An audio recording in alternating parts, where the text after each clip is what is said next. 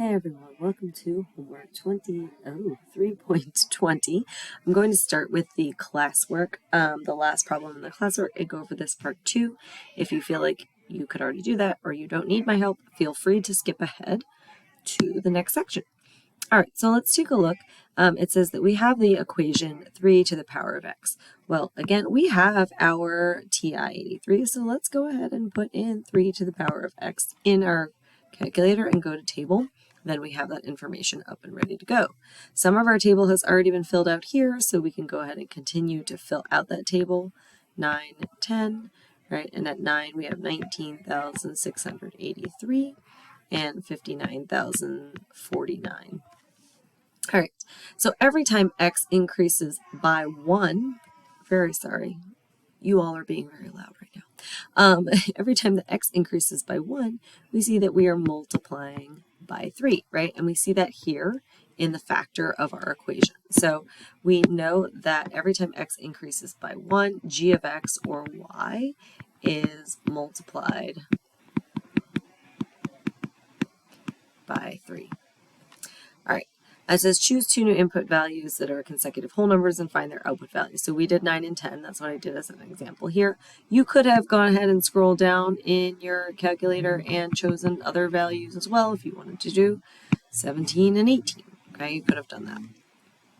Choose two new input values that are consecutive whole numbers and find their output values. So we did that. How do the output values change for these two input values? So again, we're multiplying by 3 each time. So if you wanted to show that and prove it, we have 59,049.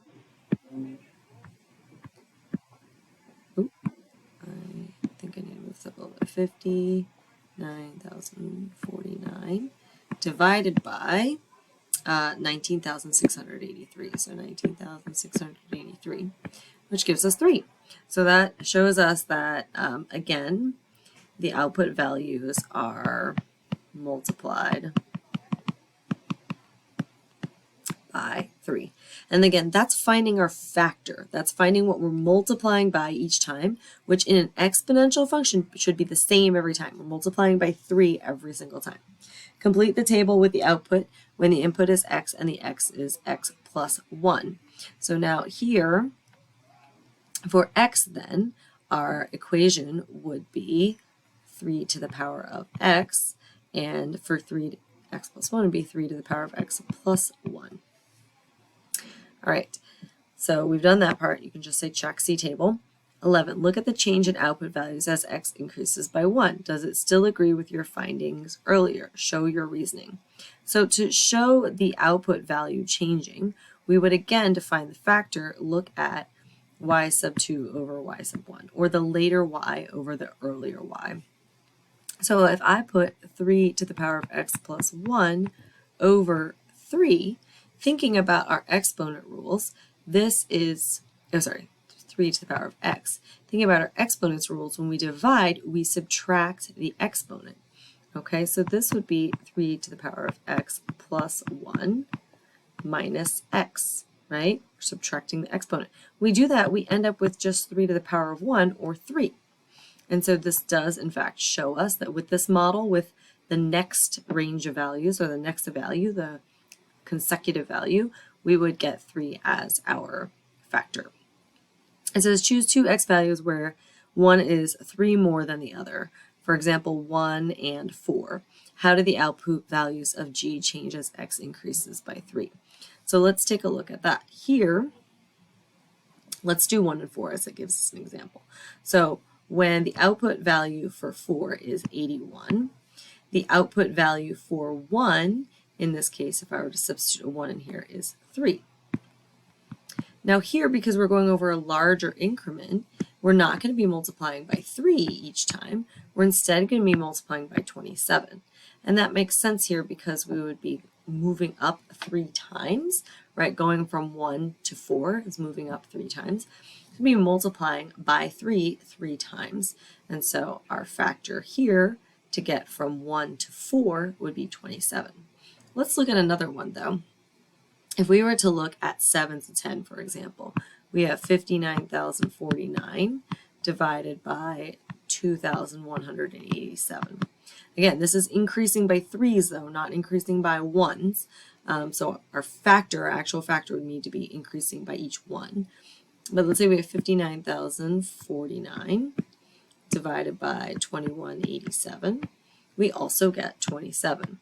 So every time we're increasing the x value by 3, we're multiplying by 27. Every time we're increasing the value by 1, we're multiplying by 3. All right, let's take a look at this next part. It says for the same equation, complete this table with output when the input is x and when x is x plus 3. Look at the change in output values as x increases by 3. Does it agree with your group's findings in the previous question? So this would be 3 to the power of x. This would be 3 to the power of x plus 3. So if we were to put that in equation form, it would be 3 to the power of x plus 3 over 3 to the power of x. Remember, when we divide with a like base, we subtract. So this would be 3 to the power of x plus 3 minus x. What happens here is that x minus x is 0, right? And so you end up with 3 to the third power, and 3 to the third power is 27. So yes, it does. It lines up with what we got here. All right. Let's take a look at the actual homework. The time is 6:20, 6 minutes and 20 seconds. So if you skip here, welcome to the homework. All right, so whenever the output of a function f increases by 1, the output increases by 5. Which of these equations could define f? So if the output is being increased by 5, not it's being multiplied by 5, it's increasing by 5, then that means we're looking at a linear function, and this is the only one. Oh, actually, no, sorry, just kidding. This is the only one that works here.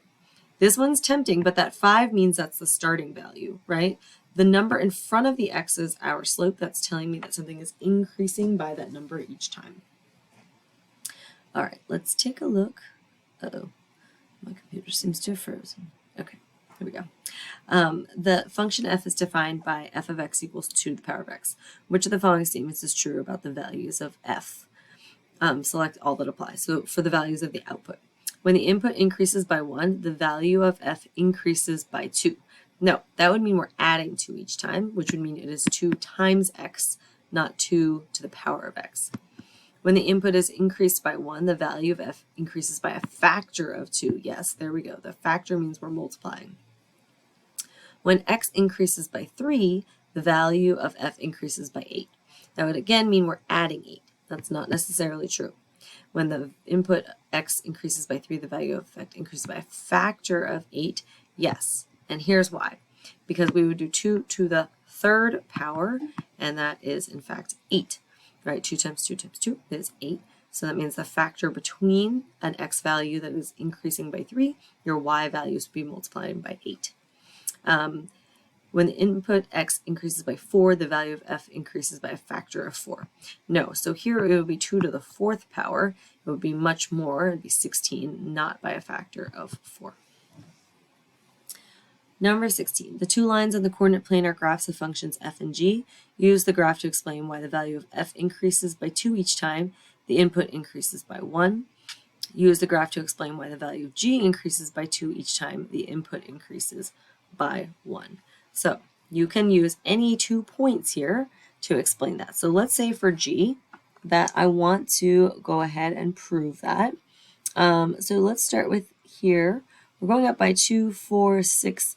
So we can assume that this is 5, right? And then if we were to choose another point at 1, it's 7, right? So showing this is going up over 1 and up to that 7 there. So we can show that by finding the slope. So for g, the slope would be 7 minus 5 over 1 minus 0, right? This is our y values and our x values, and we get 2 over 1 equals 2. All right, now for f, let's pick 2 different points. Let's go up further. So let's choose this one and this one. All right, so here our x values are 4 and 5. So 5 minus 4, that's just 1, which we know that's what we're looking for. And then we have, this is 10 and 8. So 10 minus 8 gives us 2 over 1, which is 2. All right, that is your slope. Now, if you were to check any point, okay, it doesn't have to be consecutive numbers in here. you're still going to get the same slope. And I want to show you this because this is a common misunderstanding you all have been having. So from here to here, for example, to find the slope here, the slope here is going to be the same as it is for this little point here, because that line's steepness is still the same, right? In a linear function, that line steepness is going to stay the same the entire time. So even if I calculate it here, and I'm going 2, 4, 6, 8 over 1, 2, 3, 4, I'm still getting a slope of 2. Okay? If I expand that triangle even bigger, right, and now we're looking at these 2 points here, same thing. 2, 4, 6, 8, 10, 12. 12 over 1, 2, 3, 4, 5, 6. The slope of the line will always stay the same. That is a constant rate of change. All right, let's go ahead and take a look at 17. The function h is given by this exponential function here. Find the quotient. So remember that quotient is when, if we were to substitute x of 2, so 5 to the power of x plus 2 divided by 5 to the power of x. Remember, we can subtract our exponents with like bases, so x plus 2 minus x gives me 5 squared, which is 25. So this tells us about as it is increased by 2. So as, I'm going to write my answer down here, as x increases by 2, h is multiplied or increases by a factor of 25. Okay, and this isn't an h. This is not super clear. Okay, so h is the output, right? That's the function. So the function is multiplied by 25. The output is multiplied by 25 as x increases, right here, x increased by 2. Find the quotient of the next one. So let's do this one here. We would be substituting 5 to the power of x plus 3 over 5 to the power of x. And now we have a 5 to the third power, right? Because those x's are going to cancel out. And then 5 to the third power, which you may already know is 125. So you have 125. And that also means that when x increases by 3, the output increases by a factor of 125. Again, showing us that in an increasing, growing function, as things increase, it starts to increase more and more as you go up. All right, number 18, and in this case, the wider the x value jump is, the greater the jump too, right? So if we looked at just an increase of 2, we have times 25. If we have an increase of 3, we have times 125. All right, number 18, for the functions f, g, h, p, and q, this is the domain, meaning the input can only be between 0 and 100. For which functions is the average rate of change a good measure of how the function changes for this domain? Select all that apply. So our average rate of change is slope. So for which of these is the slope a good measure? Okay. That means 1, linear functions. Anytime we're looking at a linear function, that is going to be a good measure of change because that slope will be the same throughout the entire thing. So we're looking at f of x equals x plus 2. That's a linear function. It's increasing by 1 every time. The invisible number in front of x is 1, and it's starting at a value of 2. But this is something that we would see going from, 102 to 2, it's going to be the same. All right. For b, this is 2 to the power of x, which means it's doubling every time. So from 0 to 100, that's going to be a very large number, and that's going to change significantly over time. So this would not be a good example there. Let's take a look at here. And let's go ahead and plug in numbers for this slope here. You can see the slope is 111. If we're looking from 0 to 100, let's see what happens. So if we put an input of 100, so we have 111 times 100 minus, was it 23? Yes, minus 23. We get 11 77. And then we're looking at a range of 100, right? So, or a domain of 100 rather. So 100 minus 0 is 100. So if we divide this by 100, we get approximately 111, right? And so in this case, goodness gracious, sorry. Oh, I'm sorry. You know what I didn't do? I didn't do 100. I would need to do my input. Hold on, I did something here. Make sure I got this accurately. So we do 100. Oh, that's what I did. Okay, so we got 100 times 111 minus 23 gives me 11. This is what I did wrong. 11,077. Minus, if I were to put a 0 into this, we would get 0 minus 23. So minus a minus 23 all over 100, right? Because we're going from 100 to 0, or 0 to 100, right? So 11077 plus 23, because this minus a minus becomes a plus, divided by 100 gives us 111. That is a linear function. So that makes sense because it is always going to be 111 as we increase. Okay, now this is again minus a minus, right? Because minus is part of the equation and it is minus 23 here. All right. This here is an exponential function with a pretty large number and a tripling. So that would not be a good measurement for it. And then for this one, this is very simply y equals 87.5, which means it's a horizontal line. That means your slope is flat, right? And so the average rate of change is that it's never going to change. So sure, that would be fine as well. It's still linear. All right, 19. The average price of a gallon of regular gasoline was $2.14, and then it was $2.42 a year later, an increase of 13%. At that rate, what will the average price of gasoline be in 2020? So we have 2.14, that's our starting amount, times 1.13, because we're increasing, so we have to add that 1.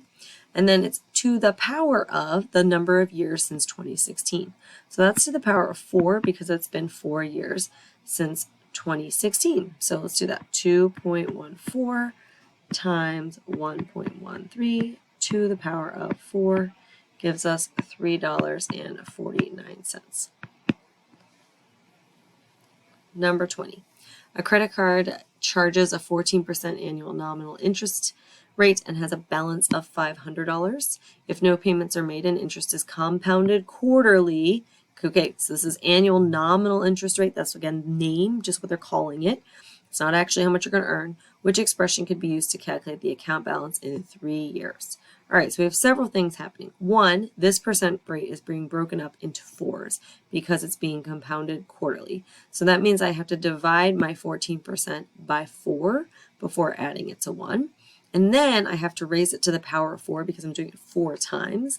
And then I have to raise it to the power of 3 because I'm doing it for 3 years.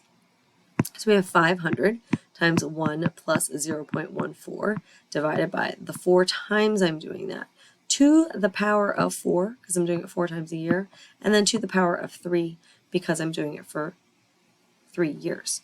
So the one that best matches this is in fact C. 21. Here are equations that define 4 linear functions. For each function, write a verbal description of what is done to the input to get the output, and then write the inverse function. All right, so this is a review here. So we're saying subtract 4 from x, right? So this is the verbal description here, is that we take the input and we subtract 4 from the input, right? Then the inverse, so subtract 4 from input. The inverse function then would be, we would add 4 to both sides. So x equals a of x plus 4. If it helps, you can think of this as just y, if seeing that a with the parentheses is confusing. So here we first multiply by 2 and then subtract 4 from the result. And so then the opposite of that is I'd add 4 first to both sides and then divide by 2, right? So we would get x equals b of x plus 4 divided by 2. Here we're going to first subtract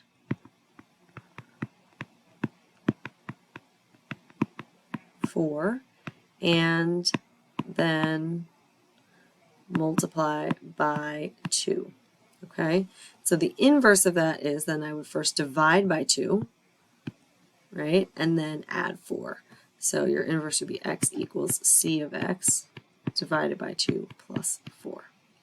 And then lastly, this is dividing it by 4, so to do the opposite, we'll multiply by 4. So x equals 4 times d of x. And that would find your inverse. Remember, the inverse function is just solving for the other thing. All right, these problems are meant to help you on your unit tests, getting you started thinking about them now. So the population of a city increases by 6% every year. If its population is 720,000, what will its population be in 3 years? Write the expression and the answer. So 720,000 is our starting amount. It's increasing by a factor of 1.06 or by 6%. And then in 3 years, this would be its population. So then you are responsible for going ahead and calculating that and finding out what that is. I've helped you with the expression piece. At the beginning of the year, the number of books owned by a library was 50,000. Since then, it has grown by 2% each month. Okay, it's grown by 2% each month. We don't need to worry about dividing anything here or looking at the nominal interest rate. Just talking about each month. Write at least 2 expressions that represent the number of books in thousands owned by the library 7 years later if it continues to grow at that rate. So now we're looking at times 7, right? And the number of months each year is 12. So let's take a look at that. In thousands means I'm writing this beginning amount as 50. Okay, 50 times 1.02 to the power of 12 months gives me the number of years, right? But then we need to raise that again to the power of 7 if we're going to do it for 7 years. So we can write it like this, or we can write it like 50 times 1.02 to the power of 84. Because remember, when we raise an exponent to an exponent, we can multiply our exponents. Write a function f that decreases by 17% every time x is increased by 1. So that could be anything, right? Like let's say we start with an amount of 500, and then we multiply by our factor to the power of x. So in this case, if it's decreasing by 17%, what is left is 83%. So 0.83. So anything that is 0.83 to the power of x means that I'm decreasing by 17% each time. This part right here is just as an example of a starting value. It could be any number. It could be 6, right? But this part right here is what shows that it's decreasing by 17% each time. All right, that is it for your homework. If you have any questions, please feel free to let me know and reach out. Happy homeworking. I would strongly recommend that you review slope. Okay, it's an 8th grade standard, but it's really important to algebra. So strongly encourage you to review slope and rate of change, right? How fast something is changing versus factor, okay, to get ready for your test. All right, see you tomorrow. Happy homeworking.